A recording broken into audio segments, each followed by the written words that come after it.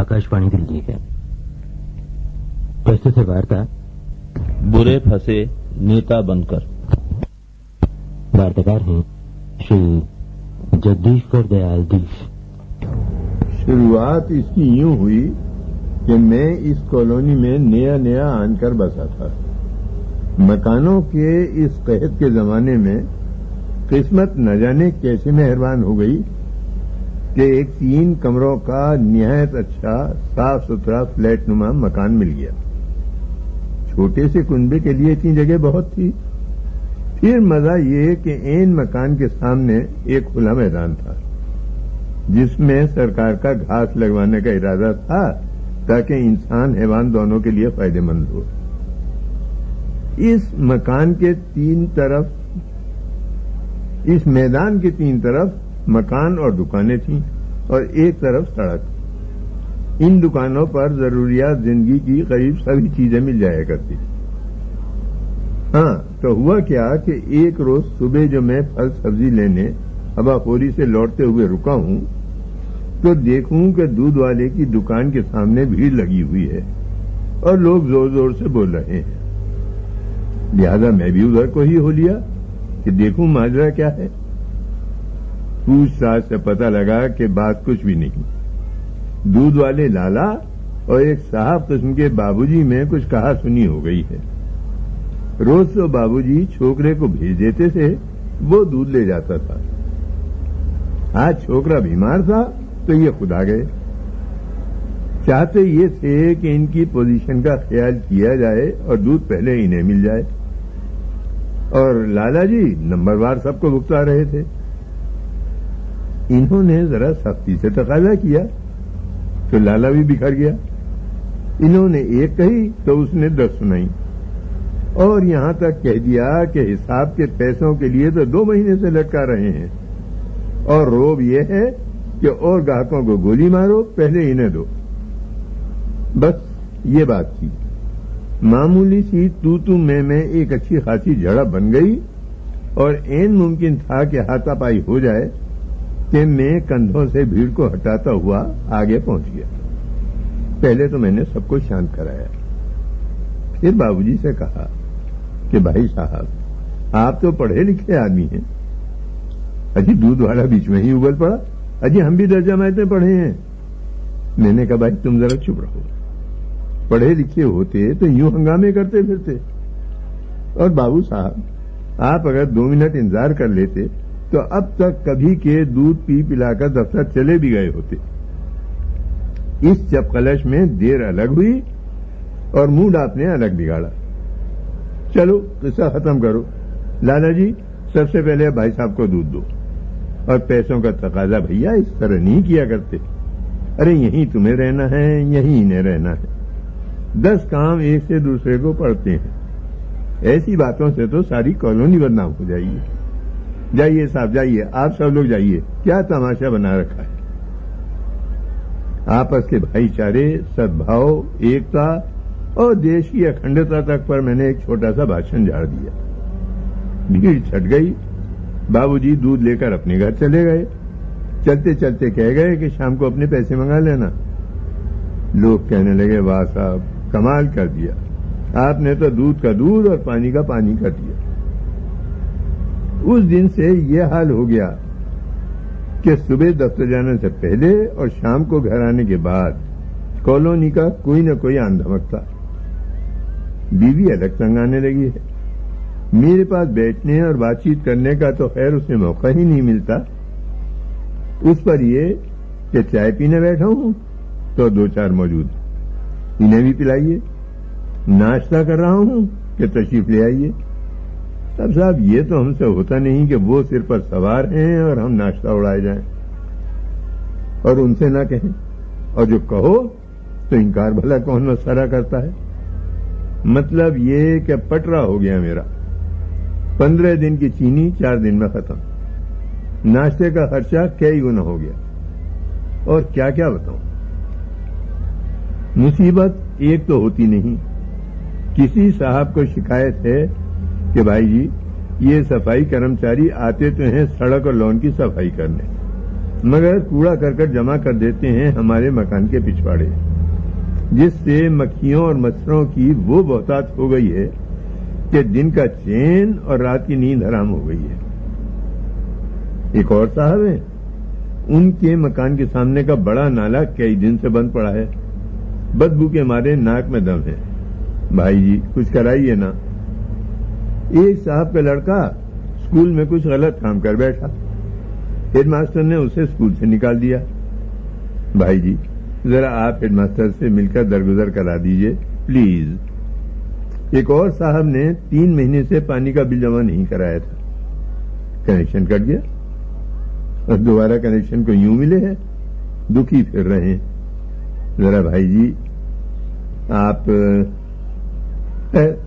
ایک صاحب کی لڑکی کی سگائی ہو گئی تھی، لڑکے والے آئے، ڈٹ کر دعوت کھا گئے، تحفے تحائف لے گئے۔ اب انہیں کوئی اور موٹی آسامی مل گئی ہوگی تو انہوں نے سگائی توڑ دی۔ بھائی جی آپ بیچ میں پڑیں تو یہ بیل منڈے چڑھے۔ جس کا جو کام ہو سکا کر دیا۔ کالونی کی صفائی وغیرہ کے متعلق میں نے صلاح دی کہ یہ کام ایک اکیلے کے کیے تو ہوگا نہیں، ایک ایسوسی ایشن بنا لو، مل کر سب کی آواز زیادہ اثر رکھے گی۔ سجھاؤ پسند آیا، ایسوسی ایشن بن گئی۔ چناؤ ہوئے، منتری کے لیے علاوہ بھائی جی کے اور کون ہو سکتا تھا، لہذا وہ جوا بھی اپنے کندھوں پر پڑا۔ مطلب یہ کہ اسی طرح ہوتے ہوتے ہم ایک چھوٹے سے نیتا بن گئے۔ ہماری کارگزاریوں کی خبر ہوتے ہوتے دفتر بھی پہنچی، لہذا وہاں بھی ساتھیوں نے گھیر لیا کہ اوروں کو تو گل ملتے ہیں بلکہ ثمر بھی، اے خانہ برانداز چمن کچھ تو ادھر بھی۔ بہتری جان چھڑانی چاہیے مگر گلو خلاصی نہ ہوئی۔ شروع سے ہی میں ان یونینوں کے خلاف رہا ہوں، مگر باہر قسمت کہ یہاں خود یونین بنانی پڑی اور اس کا منتری بھی خود ہی بننا پڑا۔ یہاں بھی وہی حال ہوا کہ دن بھر کوئی نہ کوئی سامنے دھرا ہی رہتا ہے۔ ادھر سامنے فائل چنے ہوئے ہیں، صاحب کا آرڈر ہے کہ سالانہ رپورٹ فوراً تیار کر کے دو،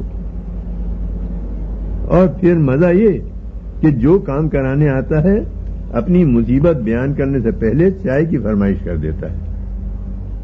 کینٹین کا بل کئی گنا ہونے لگا، افسروں کو شکایت ہونے لگی کہ کام وقت پر نہیں ہو رہا ہے، اور جو ہو رہا ہے وہ لاپرواہی سے ہو رہا ہے۔ ظاہر ہے کہ جب دفتر میں کھلم کھلا افسر شکایت کرتے تھے تو فائل پر کیا کچھ نہ لکھتے ہوں گے، اور ممکن کیا، مجھے تو لگتا ہے کہ لازمی بات ہے کہ اس سال سالانہ ترقی تو ملنے سے رہی، اگر نوٹس نہیں تو وارننگ تو ضرور ہی مل جائے گی۔ منہ پہ 100 درے، انہی دنوں میونسپل الیکشن کا اعلان ہو گیا اور گھیر لیے گئے بھائی جی کہ ہماری کالونی کے تو جو کچھ ہیں آپ ہی ہیں، بس اپنی منظوری دے دیجئے، باقی سب ہم کر لیں گے۔ میں نے لاکھ بچنا چاہا، بہت تیرے بہانے کیے، اپنی مالی حالت کا بھی دبی زبان سے ذکر کر دیا، بلکہ صاف صاف کہہ دیا کہ میں کوئی خرچہ اس مد میں نہیں کر سکوں گا اور نہ میں پارٹی ٹکٹ لینے کے لیے کسی کی خوشامد کروں گا۔ یہ سب بھی انہوں نے منظور کر لیا اور طے ہو گیا کہ بطور آزاد امیدوار چناؤ لڑیں گے، لہذا نامزدگی کے کاغذات داخل کر دیے گئے۔ کالونی والوں نے خوب بھاگ دوڑ کی، روزانہ میٹنگیں ہوتی، صلاح مشورے کے لیے سب اکٹھے ہوتے، اور نہیں کرتے کرتے بھی چائے اور پان سگریٹ پر ہی سینکڑوں پر پانی پھر گیا۔ بیوی کہتے کہتے تھک گئی کہ ذرا گھر کا بھی خیال کر لو، مگر خیال اب کیا کرتا جب اوکھلی میں سر دے ہی چکا تھا۔ ادھر ایک صاحب کیا کھلی بات ہے کہ مخالف پارٹی والوں نے ہماری طرف سے اشتہار چھپا کر بانٹ دیے، لکھا تھا پارٹی نہ دیکھیے، امیدوار دیکھیے، اپنا قیمتی ووٹ آزاد امیدوار بھائی جی کو دیجیے، یاد رکھیے بھائی جی کا چناؤ چنھ ہے الو، اپنا ووٹ الو کو ہی دیجیے۔ اور ایک کونے میں ہماری تصویر اور دوسرے کونے پر الو بنا ہوا تھا۔ ہمارے ساتھی بہت ناراض ہوئے، بلکہ صلاح مشورے یہ ہونے لگے کہ مخالفوں کو مزہ چکھانا چاہیے، انہیں ایسی دھنائی کرنی چاہیے کہ طبیعت چوکس ہو جائے. وہ تو کہیے میرا سمجھانا بجھانا کام آیا، ورنہ فوجداری ہونے میں کسر نہ تھی. قصے کو مختصر کروں تو مطلب یہ ہوا کہ ہم الیکشن جیت گئے. ہمارا جلوس نکالا گیا، ہاروں سے ہم لاد دیے گئے. بھائی جی کے جے جے کاروں سے کالونی گونج اٹھی، اور جب ہاروں سے لدے پھندے ہم گھر پہنچے تو ایک بار تو گھر والی مسکرائی اور ہمیں بدھائی دی. پھر فوراً ہی کہنے لگی کہ ان ہاروں اور ناروں سے نہ بچوں کا پیٹ بھرے گا نہ میرا تمہارا.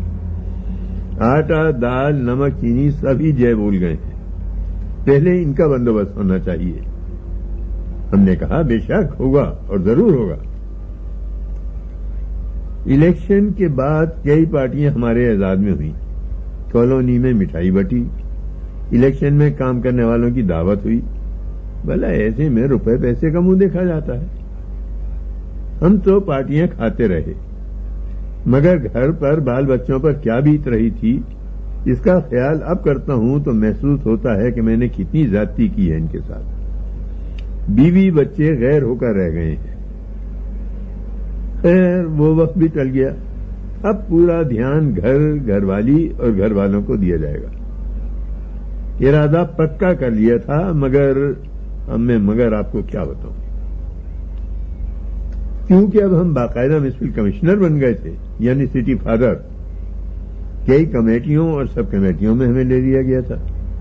آئے دن ان کی میٹنگیں ہوتی، ایک آدھ دن چھوڑ کر پوری کالونی کا چکر لگانا پڑتا، اور پھر جو گھر پر دفتر لگتا تو 9 بجے مشکل سے انہیں ٹالتا.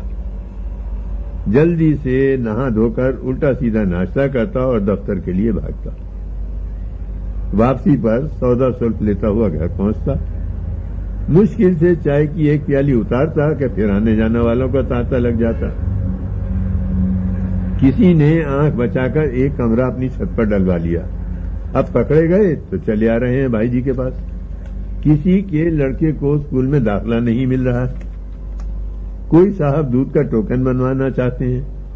85 چکر لگا چکے ہیں مگر ٹوکن ہے کہ بن کر ہی نہیں دیتا. ایک صاحب کا نقشہ تو پاس ہو گیا ہے مگر سیمنٹ کے پرمٹ کے لیے پریشان ہے. راشن والے نے کچھ گڑبڑ کر ڈالی تھی، پکڑا گیا. کہتا ہے بھائی جی اس بار معاف کرا دو. انسپیکٹر سے کہا، کہنے لگے جی بڑا پاجی ہے مگر بھلا آپ کا حکم ٹال سکتا ہوں. چلنے لگے تو بولے ایک عرض میری بھی تھی، کچھ غلطی ہو گئی تھی، شرما جی انکوائری کر رہے ہیں، ذرا آپ ذکر کر دیتے تو.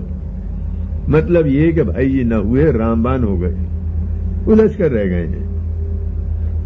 اور اصل پٹاخے تو جناب جب چھوٹیں گے جب بیوی کو پتہ چلے گا کہ اس نیتا گری میں آدھی رقم تو ہم پروویڈنٹ فنڈ کی نکال کر بھیٹ چڑھا چکے ہیں. جو تھوڑا بہت سیونگ فنڈ میں جمع تھا وہ سوہا ہو گیا ہے، تھوڑا بہت بازار کا بھی لینا دینا ہو گیا ہے، اور آگے دیکھیے ہوتا ہے.